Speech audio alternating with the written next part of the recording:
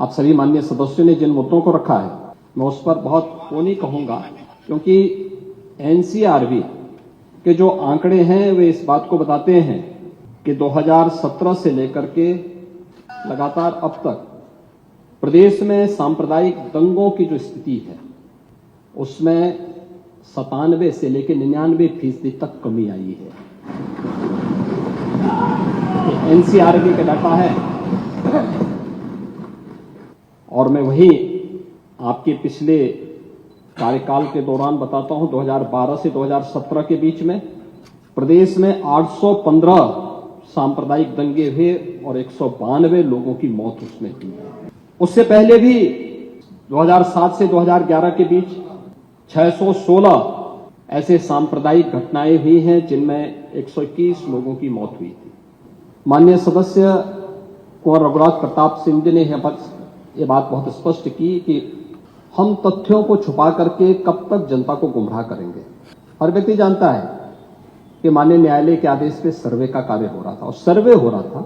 दूसरा मैं आपसे पूछना चाहता हूं, आप पश्चिम में जाएंगे, पता नहीं आप कैसे हैं, आपके पूर्वज भी हो सकता है, और पश्चिम उत्तर प्रदेश के हमारे सभी लोग अपने सामान्य संबोधन में राम राम ही कहते हैं। तो जय श्री राम कहां से सांप्रदायिक संबोधन हो गया? कहां से सांप्रदायिक संबोधन हो गया? हमारे यहां हम जगते हैं राम ही राम बोलते हैं, मिलते हैं राम राम का संबोधन होता है, और अंतिम यात्रा में विदा करते हैं तब भी राम नाम सत्य है ही बोलते हैं। राम के बगैर तो हमारा कोई काम ही नहीं है। और अगर जय श्री राम किसी ने बोली दिया तो इसमें उत्तेजना का मतलब ये नियत आप समझ सकते हैं, उस नियत को ये चिढ़ाने वाला नहीं है। एक दूसरा, आपने कुंदरकी की जीत को वोट की लूट बताया। आप एक सदस्य का अपमान कर रहे हैं। आपके सदस्य की तो जमानत जब्त हो गई वहां पे। और क्या ये सच नहीं है? वहां का पठान, वहां का शेख सब कह रहे साहब हमारे पूर्वज तो हिंदू थे और आप भी, आपके पूर्वज भी हिंदू थे। क्या ये सच नहीं है? और क्या ये सच नहीं है कि देशी और विदेशी मुसलमानों की आपसी भिड़ंत है जो वर्षों की लड़ाई को लेकर के वहां चल रहा है? आप लोग सच पे पर्दा डालने का प्रयास कर रहे हैं, लेकिन एक चीज नोट करना कि सूर्य को, चांद को और सत्य को बहुत देर तक छुपा कोई नहीं सकता है, और सत्य जरूर सामने आएगा। और उसी सत्य के बारे में कहा जा रहा है। नेता प्रतिपक्ष कह रहे थे कि वहां की स्थिति ऐसी है कि अगर मंदिर आ भी जाएगा, मंदिर बन जाएगा। मैं कहता हूं, ये तो बाबरनामा भी कहता है कि हर मंदिर को तोड़ करके एक ढांचा खड़ा किया गया। हमारा पुराण भी इस बात को कहता है कि भगवान विष्णु, श्री हरि विष्णु का 10वां अवतार संबल में ही होगा, उसी संबल में होगा।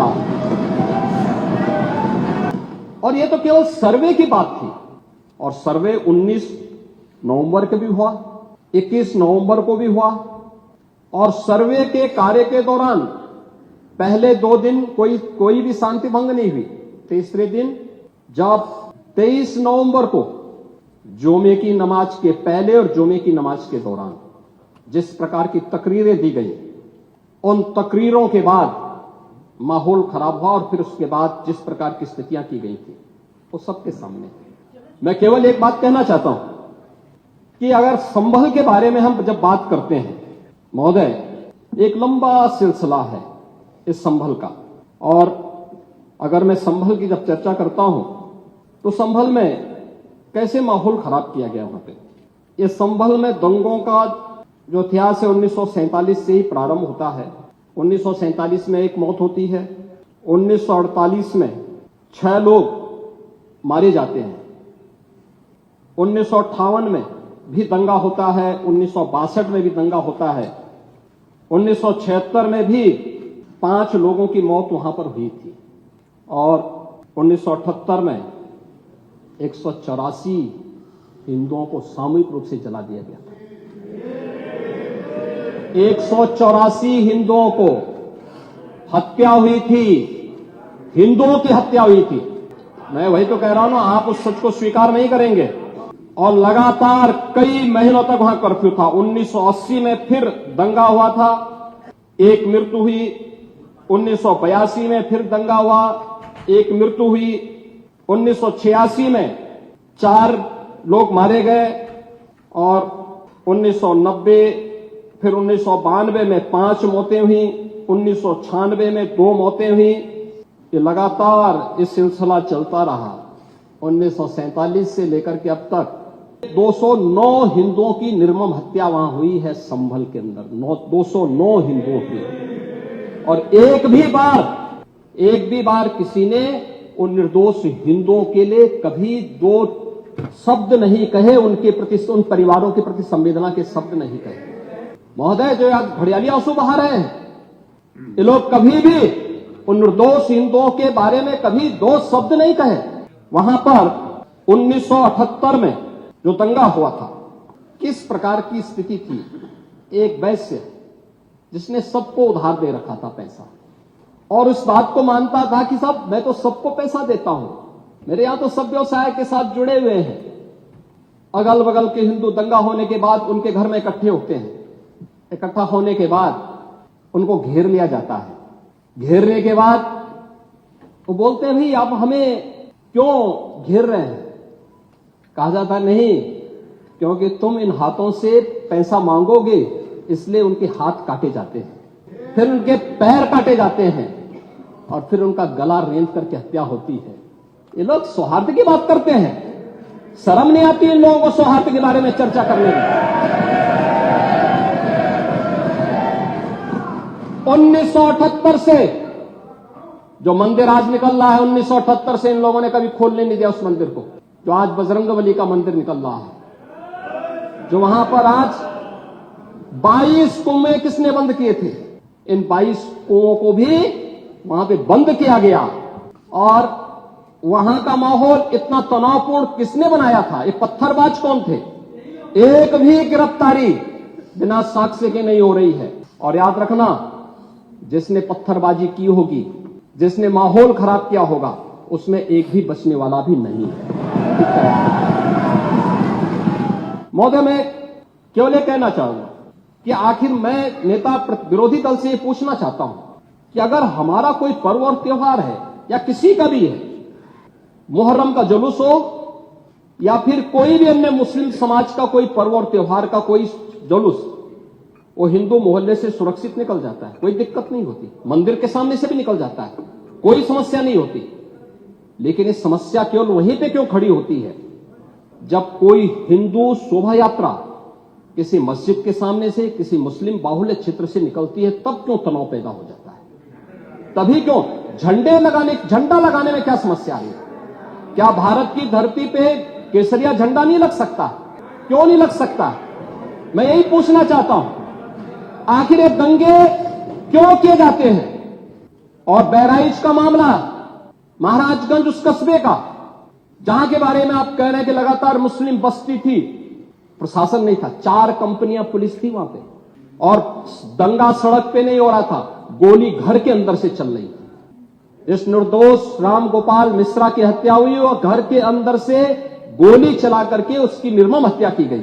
हमें इस सच्चाई को स्वीकार करना चाहिए कि हिंदू मोहल्ले से और हिंदू मंदिर के सामने से मुस्लिम जुलूस निकल सकता है, तो मुस्लिम मोहल्ले और मस्जिद के सामने से कोई हिंदू शोभा यात्रा क्यों नहीं निकल सकती?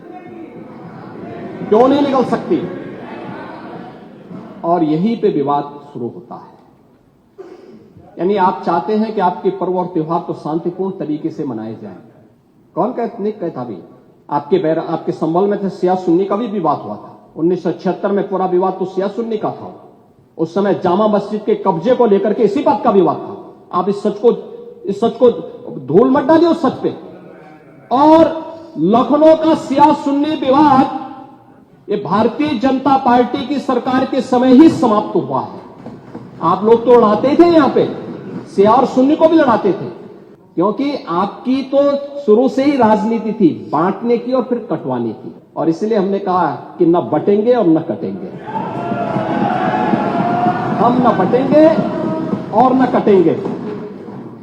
जो मैंने पहले माननीय नेता विरोधी दल को कहा कि आखिर ये कहां लिखा है संविधान में कि किसी मुस्लिम बाहुल्य क्षेत्र में हिंदू शोभा यात्रा नहीं निकल सकती। और जब आप रोकते हैं तभी हिंदू पक्ष से भी रिएक्शन आता है कि साहब हम भी नहीं जाने देंगे। मुझे आश्चर्य होता है इन बातों को लेकर के कि मस्जिद के सामने से नहीं निकलने देंगे। क्यों नहीं निकलने देंगे? ये सड़क क्या किसी की है क्या? ये सार्वजनिक मार्ग है, कैसे आप रोक सकते हैं? परंपरागत बहराइच में भी परंपरागत जुलूस था, वही मैं कह रहा हूं, परंपरागत जुलूस था, और उसी परंपरागत जुलूस को आगे बढ़ाने के लिए सारे कार्यक्रम संपन्न हुए थे, आगे भी संपन्न होंगे। लेकिन ये चीजें तय करना, ये कहना कि उत्तेजक नारे लगाए जा रहे थे, जय श्री राम का नारा उत्तेजक नहीं है, ये हमारी श्रद्धा का नारा है, हमारी आस्था का प्रतीक है। कल मैं आपसे कहूंगा कि अल्लाह वो अकबर का जो स्लोगन है ये हमें अच्छा नहीं लगता, नहीं, आपको हम रोकें तो क्या आपको अच्छा लगेगा?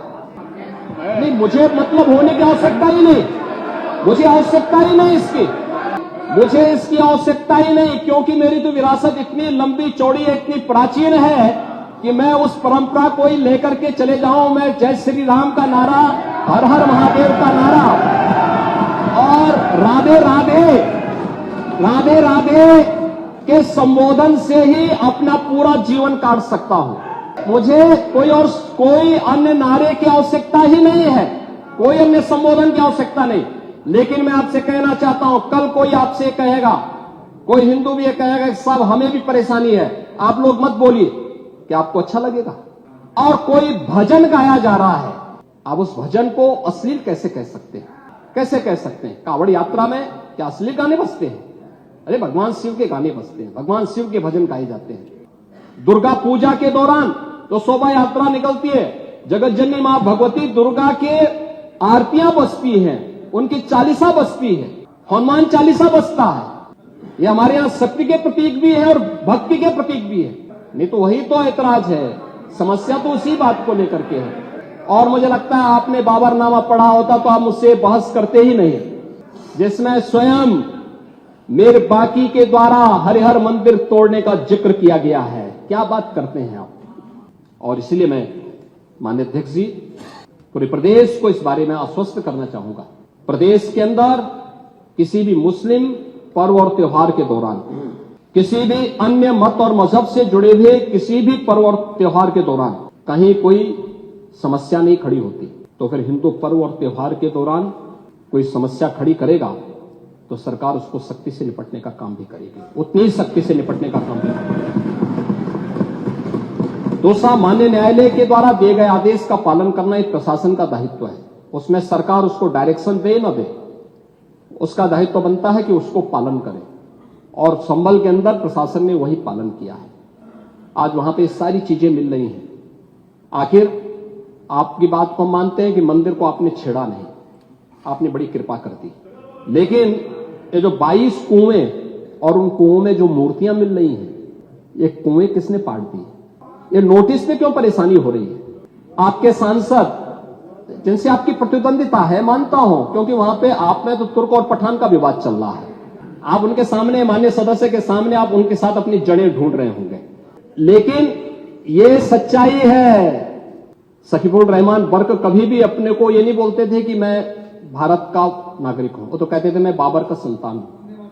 अब आपको तय करना है कि आक्रांताओं को अपना आदर्श मानते हैं या राम कृष्ण और बुद्ध की परंपरा को अपना आदर्श मानते हैं। भारत के अंदर राम कृष्ण और बुद्ध की ही परंपरा रहेगी, बाबर और औरंगजेब की परंपरा नहीं रहेगी। धन्यवाद।